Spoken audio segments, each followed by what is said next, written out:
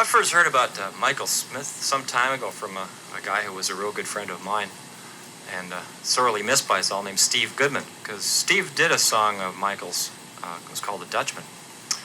And Michael's sort of a trade secret among writers and a small select coterie of fans. I guess that's the best way to describe it. And most recently, has written a whole pile of music for the Chicago stage production of The Grapes of Wrath, but he's not going to do any of that stuff here. None of it. None of it. I refuse. Zero. I refuse. It's out of the question. Sorry. People come. This is the show where people don't do their hits. Right. But the first song that you are going to do is, well, first of all, you write really skillfully on a very strange range of subjects, like from really, really sentimental, beautiful examinations of non-standard human relationships to this one, which is weird. It came from a newspaper headline. You said, Yeah, right? it came from a newspaper. I think the reason I write this way is because I was raised with the Kingston Trio and Elvis Presley. Those were the two. And a great big bowl of psilocybin mushrooms. Yeah. That was later. But first there was the Kingston Trio and Elvis Presley. And all their Kingston Trio and Elvis Presley's, if you listen to their music is either very, very dramatic or it's very, very sentimental. I definitely grew up with that tradition of, if you're going to work in a coffee house and play the guitar, you got to have a song that's very dramatic, and then you have to have a song that's funny, and that's. So this one came from the newspaper. I took all the lyrics from the newspaper. I didn't really add anything. I just kind of juxtapositioned the words around. There was an article in the paper on the Chicago Tribune about 5 years ago, and the title of the article was "There's a Panther in Michigan." And it was about this panther who was running free in Michigan, in the woods of Michigan and on the border of Indiana, and how they were trying to catch him because they were afraid he was going to attack somebody looking for food. And as of the writing, they had not caught him. And I was struck by this. I thought, this is... as I read it, I started singing it to myself. It took me a half hour. I started singing these. I mean, it was just the things that people were saying were so much better than I would have thought of as a lyric, that I thought, well, I'm just going to... So, this is Panther in Michigan. 2, 3,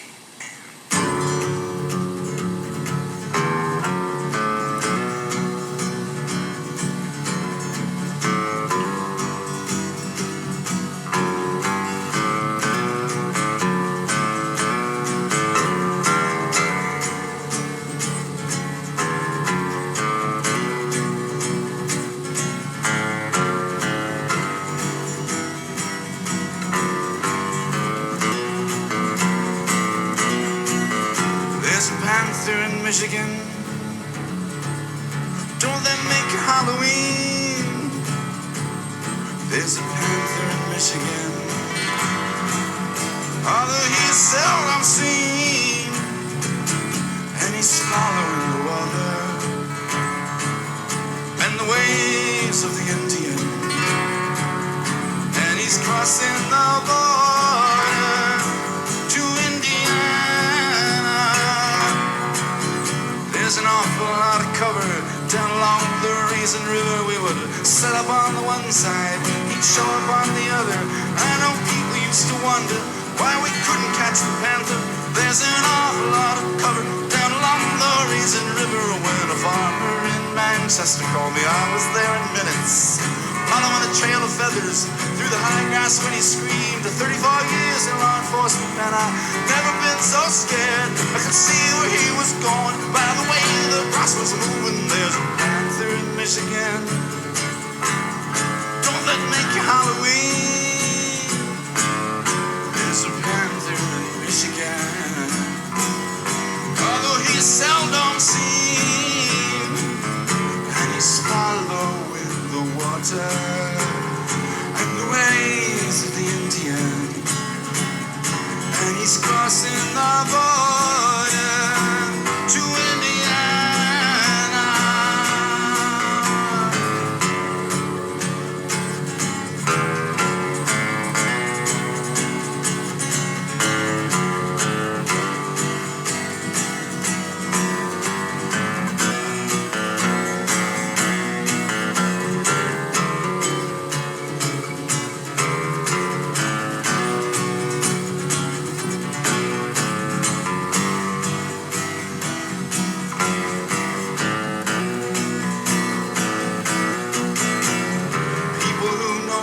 say that they are lazy hunters and they'll take a prey that's wounded over one that's healthy, and he might mistake some child playing in a sandbox for some kind of wounded critter down along the Raisin River. Test drive, you saw the Panther at the Chrysler-proven grounds. It was during hunt season. He was out there on the track because he knew if he went in there, he'd be safe from hunters. He's an uncanny animal. There's a panther in Michigan. Don't that make Halloween? There's a panther in Michigan. Although he's seldom seen, and he's swallow in the water and the waves of the Indian, and he's crossing the border to Indiana.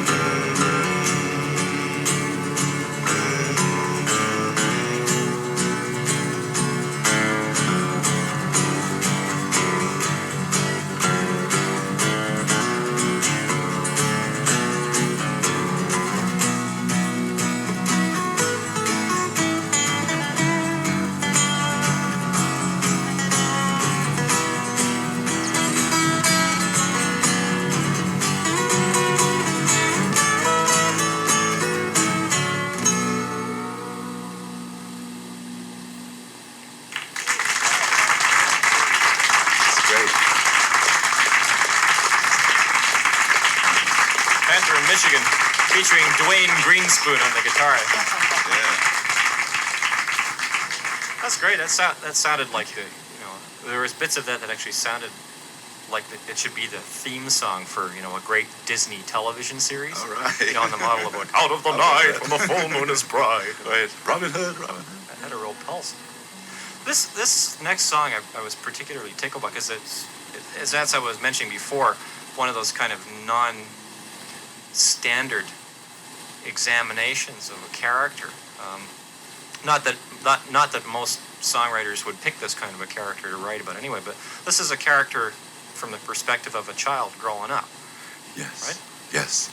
And I think that what's happening, maybe it happens with everybody, it's certainly happening with me. I used to write songs about fantasy. There's things that I'm making up. And now I have a tendency to try to write songs about what I'm real sure of. And because in some ways, then I feel it'll be hard to imitate it. Not that anybody would want to.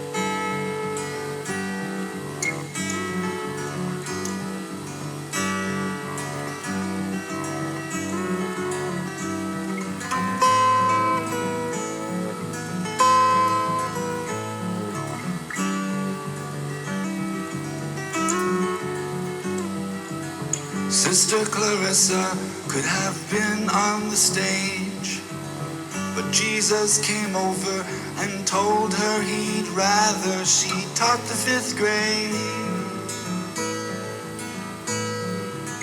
Sister Clarissa is engaged to our Lord. He has promised to take her to heaven. He never goes back on his word. Sister Clarissa is 11 feet tall. Her rosary hangs and it clatters and it clangs when she moves down the hall. She writes, Sister Clarissa, up high on the board. The chalk won't dare squeak. The children sit meek without a word. Somehow you know summer's over. Who made me? God made me to know him, to love him, to serve him in this world, and to be happy with him forever.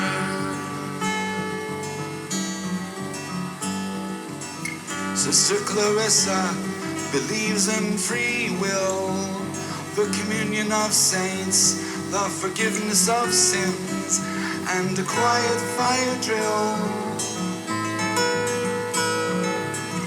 When she hugs you too tight, and she gives you a star on your forehead for spelling Connecticut right.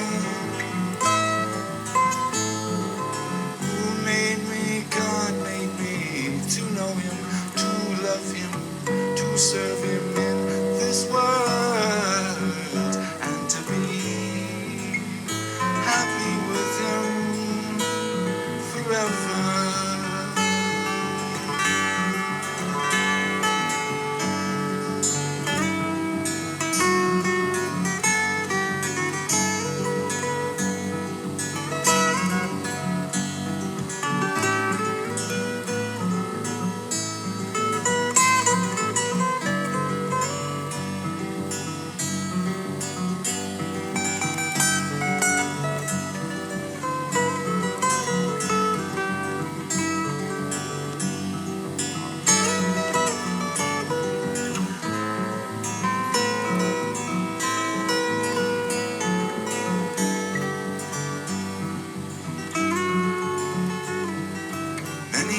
Later, on a memory walk, through the old wooden doors, down the same corridors, dusted with years of chalk. You see Sister Clarissa, and she looks just the same, and the sound of her rosary still brings a chill, and she remembers your name. And the years disappear as though they've never been, and you hear yourself say, yes, sister, no, sister, like you were 10. And you're so glad to see that she's still the same way, and to tell her you love her before she goes over to her fiancé.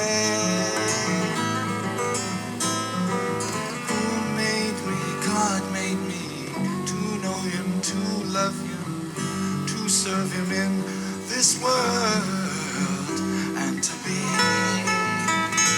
happy with him forever, and to be happy with him forever.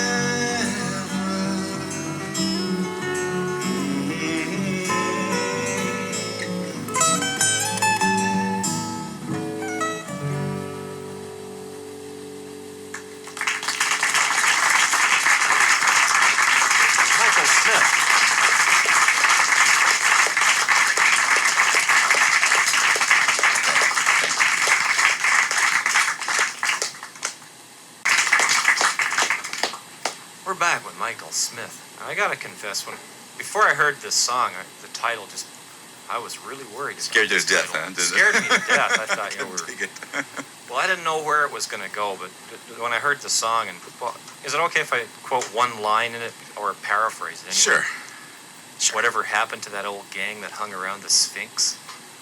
What a great line. I was really, I remember mentioning to you before that I thought if you got this song to Harry Connick that he might sell twice as many records as he already does. I'd love to hear something like that. Do it. So would I.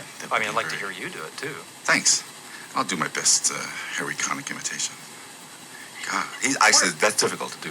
Where in the world did you get this thing? Because it sounds like, I mean, it's reminiscent of songs like, like Hoagie Carmichael's Hong Kong Blues. Ah, yeah, well, like good. Yeah, that's sort of the tradition. I think it's in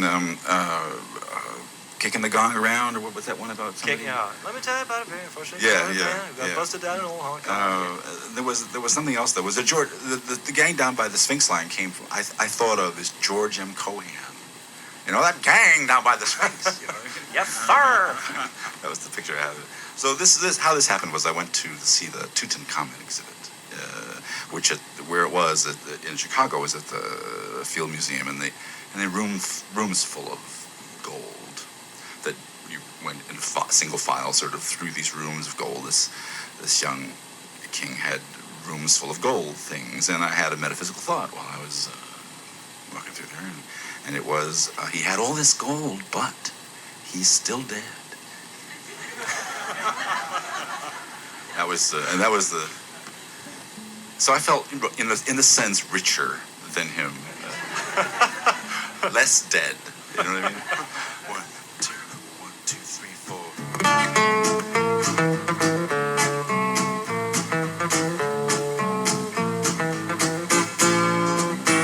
Oh, Mr. Tut, what good's it do? They love your chair, but nobody cares for you. Egyptian nights were never colder, and all your friends are thousands of years older. Whatever happened to that gang down by the Sphinx? Seems they're only 40 winks away. Those girls from Cairo with their belly button jewels made you play the fool yesterday, and now you keep in shape with Elmer's glue. Man, you're all wrapped up in them dead Egyptian blues.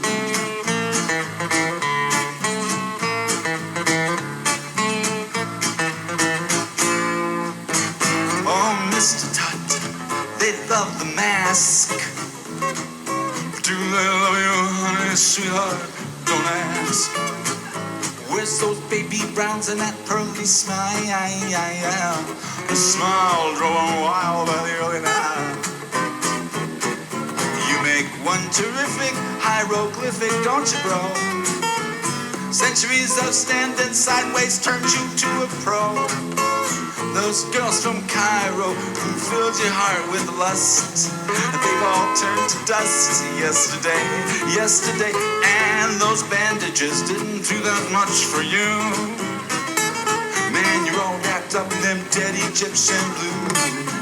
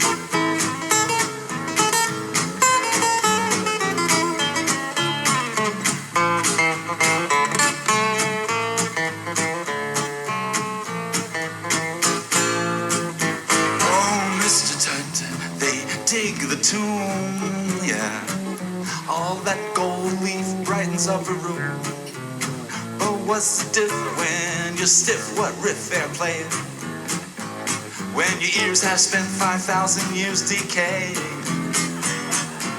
What does it matter what possessions you make boast when you're just a ghost on the jive? Clive, your esophagus is glowing, but your esophagus is showing. Who cares how rich you are, love, when you're looking like bodies calling off, and they even named this dog food after you. Man, you're all wrapped up in them dead Egyptian blues. Oh, Mr. Tut, you wait and see. Another few thousand years they're gonna dig up me, and I'll have all my little treasures near at hand. A CD of Sgt. Pepper's Lonely Hearts Club Band. A little dried out Maui Wowie crumbled in a bun. letter from my honey saying, love you, kid. So long, some peanut butter sandwiches, long return to sand. Not much gold or silver, but Tut, I think you understand that in my way I'll be just like you, all wrapped up in them dead Egyptian blues. All wrapped up, all wrapped up,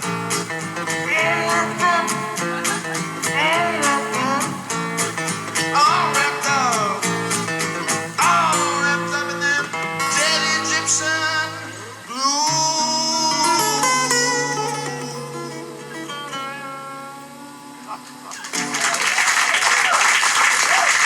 That's cool. Michael Smith's Dead Egyptian Blues, featuring Django Greenspoon on the guitar.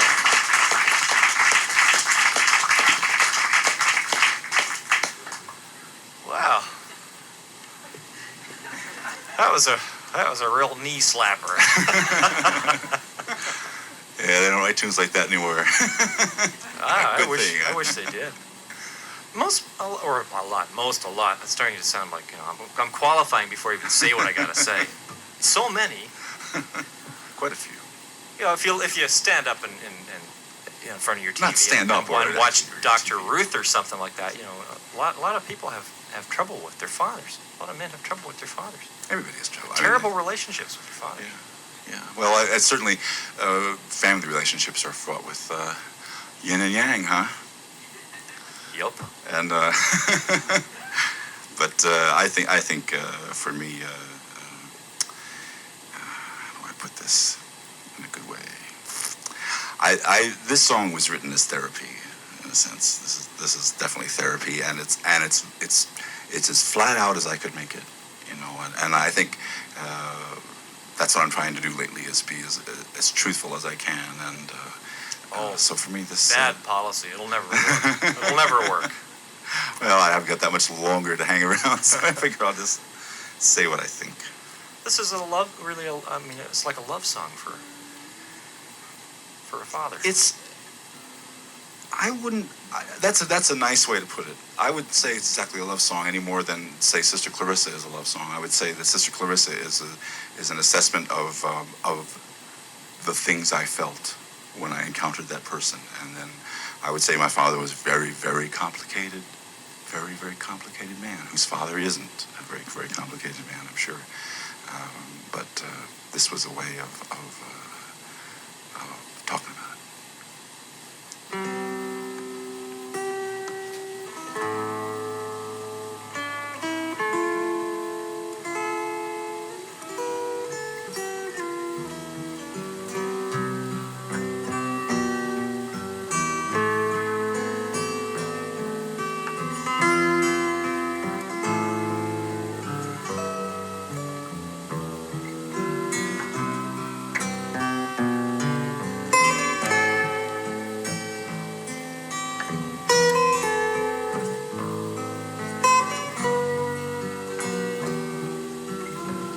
I brought my father with me. I hope that you don't mind. I couldn't find it in me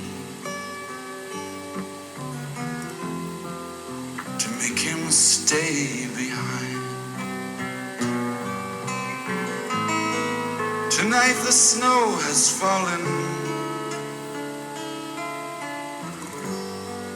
The trees are white and old. Their heavy branches bending.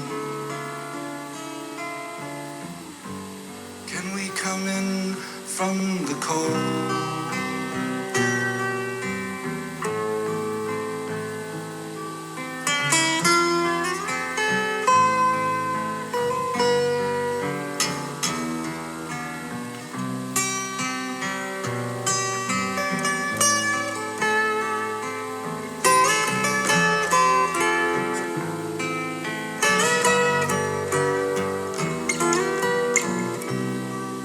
I brought my father with me.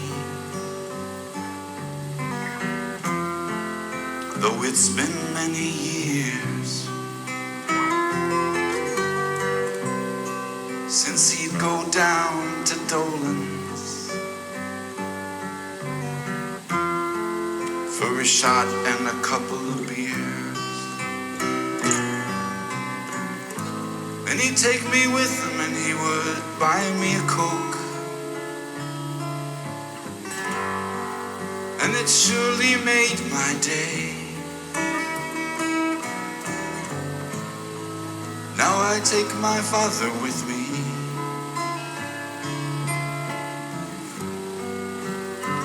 Turnabout's fair play.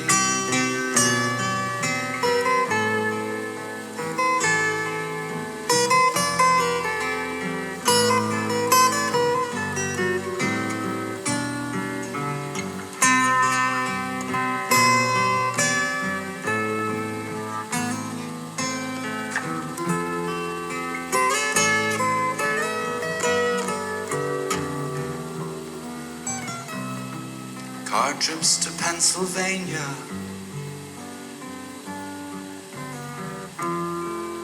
and all of us would sing. And he sang bells of St. Mary's, and he sounded just like Bing. Summer days the shore, remembering how he would bless himself with foam before he dived into the sea.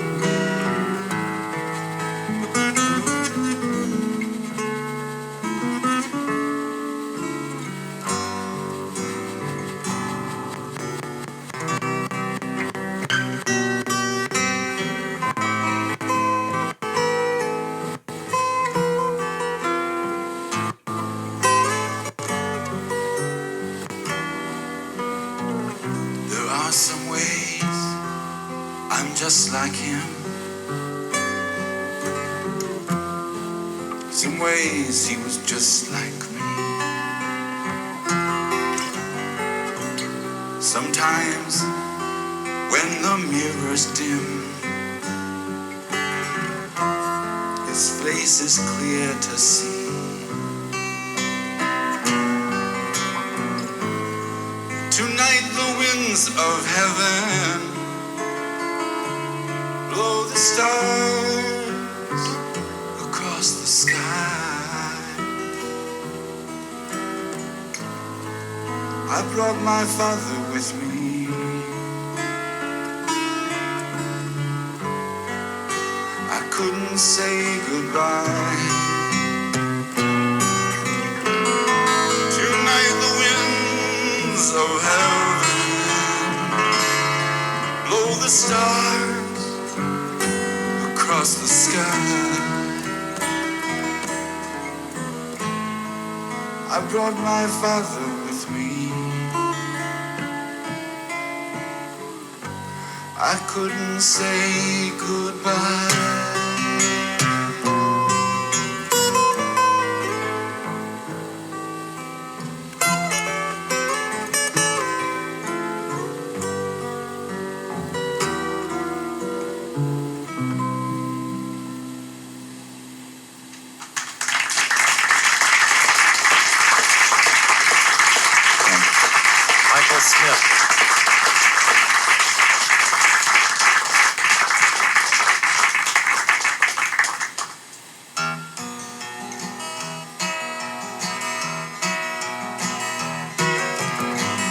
that wraps up today's edition of Swingin' on the Star.